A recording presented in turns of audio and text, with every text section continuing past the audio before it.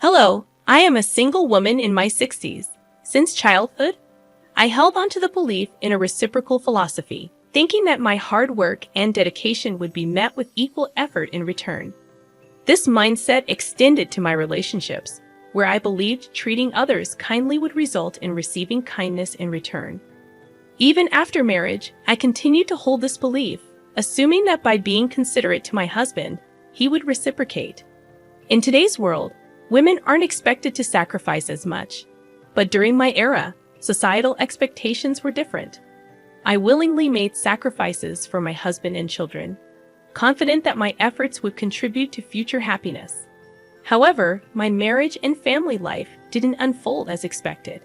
Despite my early mornings and diligent work for the family, complaints and mistakes overshadowed appreciation.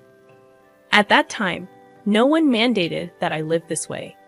I was an ordinary person who married a coworker 4 years my senior due to societal expectations. Despite the societal norms for married women to quit their jobs, I became a full-time housewife after giving birth to my daughter. I had no regrets. I believed it was a natural course of action for family life. Though my life wasn't glamorous like TV dramas, it felt easy and stable. Around my daughter's 9th grade, tragedy struck when my mother passed away suddenly from a heart attack. While mourning her loss, I discovered my husband's affair.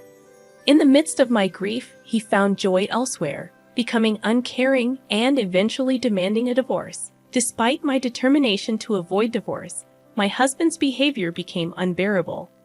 Divorce wasn't as socially acceptable back then, and despite an irresponsible and unkind husband, I resisted the idea. Looking back, I realized my naivety, but more was at stake. My daughter, witnessing the turmoil, felt the impact. Despite my refusal to divorce, I found myself in a deeply miserable situation. During a heated argument about our impending divorce, my father unexpectedly visited. Witnessing the distress in our relationship, he offered me a place to live and encouraged me to leave my husband, taking my daughter with me. Having recently lost his wife and observed his daughter in an unhappy marriage, my father convinced me that persisting in such a difficult situation was futile. Feeling the weight of his concern, I yielded to my husband's request for a divorce. In return, my husband provided me with $3,000 in cash. With my father's support, I secured a 2-bedroom townhouse to live in with my daughter, starting anew.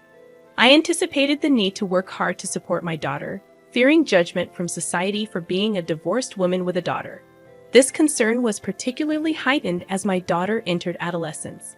During this challenging period, my daughter expressed typical desires of her age, lamenting the perceived consequences of her parents' divorce. Despite the emotional hurt, I knew I couldn't dwell on them forever, determined to provide for my daughter. I embarked on the journey of seeking stable employment. However, being an older divorced woman with a child made securing a job challenging. Undeterred, I took on multiple part-time and nighttime jobs, even engaging in freelance work at home whenever possible.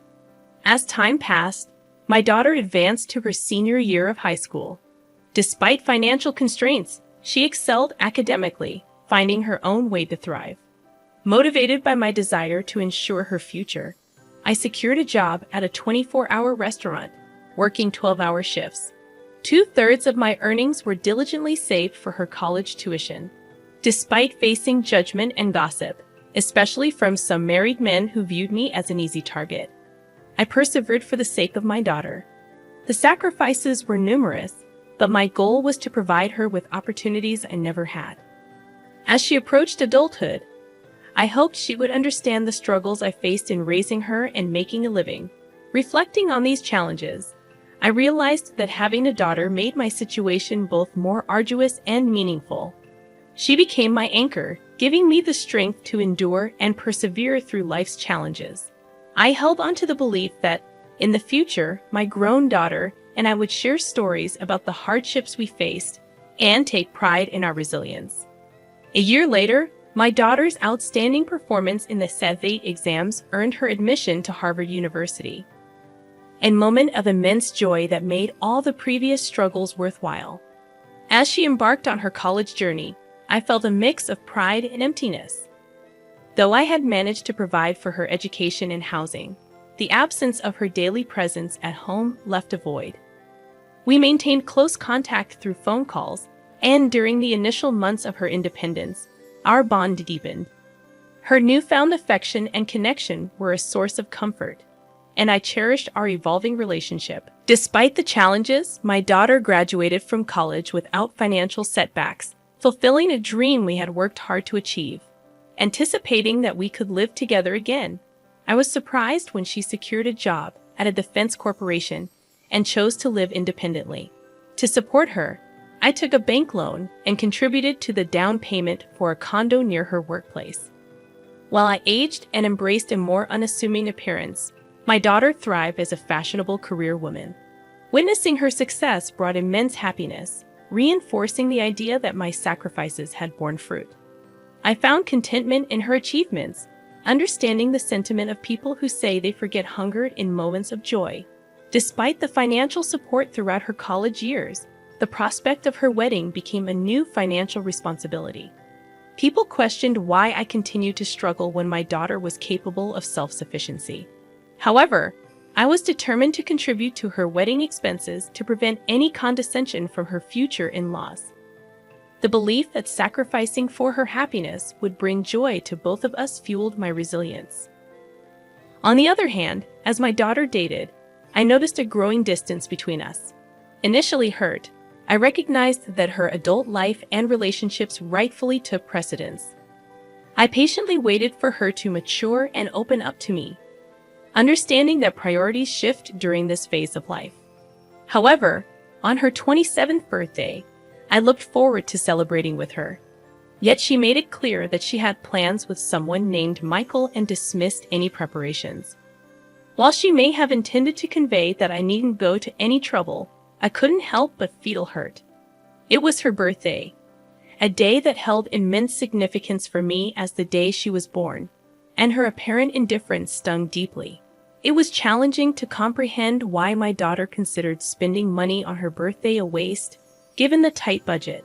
Despite her intelligence, her understanding of her own mother seemed distant. Despite my hurt feelings, I understood she was my only daughter, and I wanted to see her briefly on her birthday, even if it meant taking a day off work. On that day, I meticulously paid attention to my appearance before going to her workplace. However, what awaited me was an unexpected and emotionally charged encounter in the company lobby. I saw my ex-husband with his mistress, individuals I never wished to see again. Doubting how he found out and came there, I frantically called my daughter, only to be abruptly hung up on as she claimed to be busy with a meeting. Feeling dumbfounded, I turned around, only to hear my daughter happily calling her dad and embracing him with a bright smile. Her boyfriend seemed familiar with my ex-husband and his wife, adding to my fury. In that moment, I felt betrayed, as if the whole world conspired against me. Drained of meaning, I hastily left the scene. Reflecting on that day, I felt the desire to confront my daughter and ex-husband, but an overwhelming urge to escape prevailed. Despite my inner turmoil, I couldn't muster the courage to call my daughter. Unexpectedly, my daughter showed up at home one day, announcing her decision to get married and handing me an invitation card. The surprise turned into shock when I saw the names on the card. Although she was my daughter, I felt an intense urge to throw her out of the house. I questioned how she, my own daughter, could present such an invitation. I confronted her, expressing my hurt at being treated like a guest at her wedding, emphasizing my role as her mother. In response, my daughter apologized, stating she felt she had no choice. Despite her desire to marry Michael, she faced scrutiny from his parents over every detail about her. The situation left me grappling with complex emotions, torn between hurt and the desire to understand my daughter's perspective on her life-changing decision. The revelation from my daughter about her concerns regarding my divorced past and the challenges of being a single mother struck me deeply. She explained that revealing this truth could jeopardize her chances of marrying her boyfriend, as her potential in-laws might disapprove.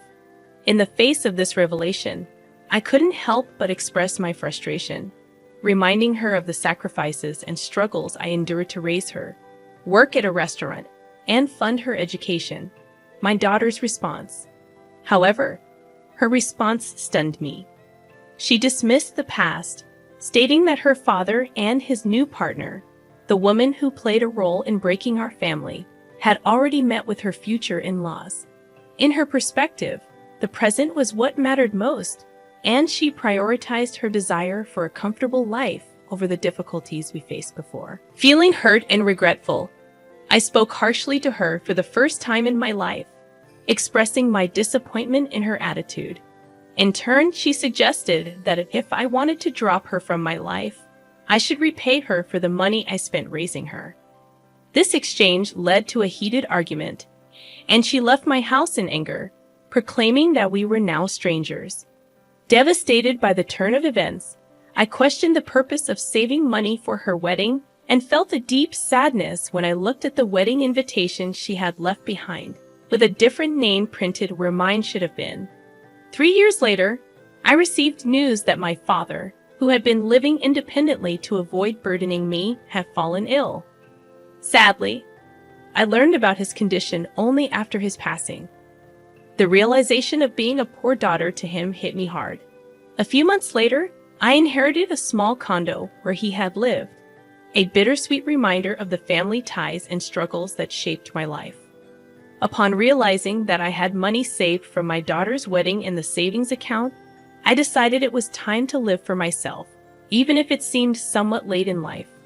I pondered the idea that in today's world, trusting only one child and sacrificing for them might not be the most fulfilling path. It was a realization that I should prioritize my own desires and needs before it became too late for me to enjoy life. As I contemplated this shift in perspective, a real estate broker and close friend from the restaurant where I worked suggested that I consider what I truly wanted to do. Despite societal expectations for women to sacrifice, I felt the desire to break free from that mold and live for myself.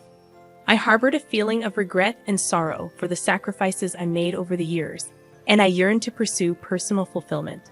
Inspired by my friend, I embarked on studying the real estate business and even delved into auction biddings. With some savings and money from selling my late father's condo, I seized the opportunity to take on a new challenge. In the surprising turn of events, I became a building owner overnight, residing in a prime location.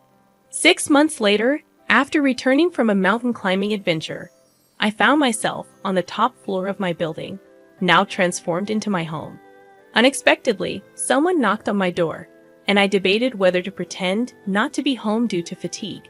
However, curiosity prevailed, and I opened the door to find my pregnant daughter with a chubby-cheeked toddler in her arms. Tearful and distressed, she explained that she had been deceived by her husband, who turned violent and had affairs. Faced with impending childbirth and raising her young daughter, she sought refuge with me, despite my initial shock and the lingering hurt from our previous arguments. I couldn't turn my back on my daughter in need. She revealed that she had heard about my newfound success in real estate and wanted assistance. Despite the painful history between us, she pleaded for help, pointing out that she had a share in the money I had acquired from my wedding savings and inheritance. Caught between anger and compassion, I couldn't deny my daughter's plea for help. Despite her past actions, I recognized the vulnerability in her situation and knew that as a mother, I couldn't turn her away. The complexities of our relationship resurfaced, prompting me to grapple with the tangled emotions of love, disappointment, and the inevitability of family ties.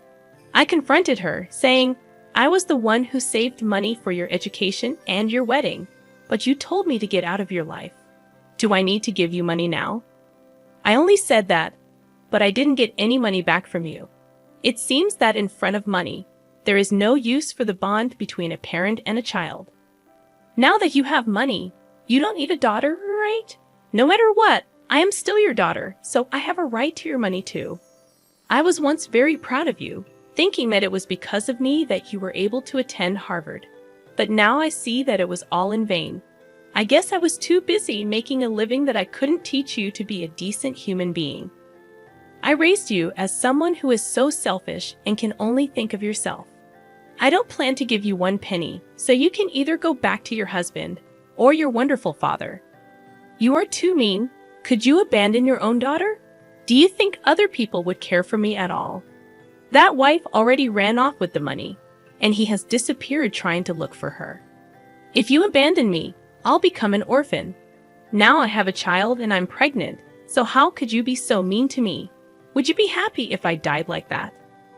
When she screamed at me, I couldn't put up with her any longer, so I took out all the money I had in my wallet and threw it at her. Since you are acting so pathetic, I'll give you that. However, never come back to my house because I won't let you in. There's something that I learned in the meantime, just that your life is important. Now my life is important. You cannot put me in and out of your life at your whim. I coldly let my daughter and her child out of my house. Of course, I would not feel good about it since she was my daughter after all.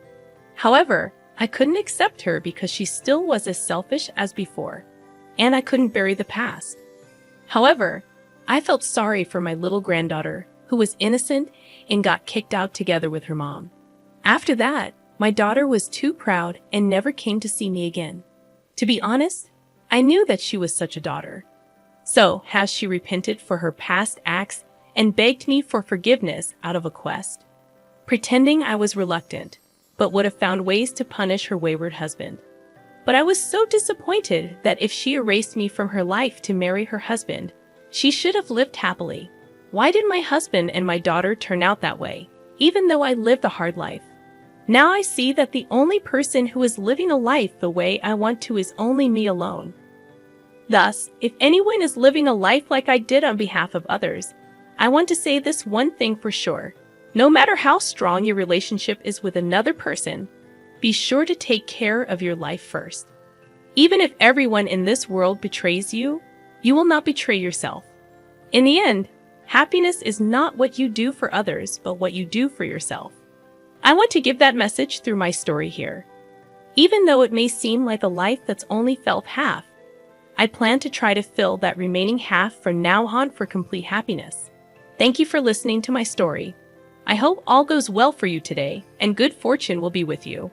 Please cheer for me and write your comments of wisdom in the comment section. Pressing like and subscribing is a big help to me. Have a wonderful day.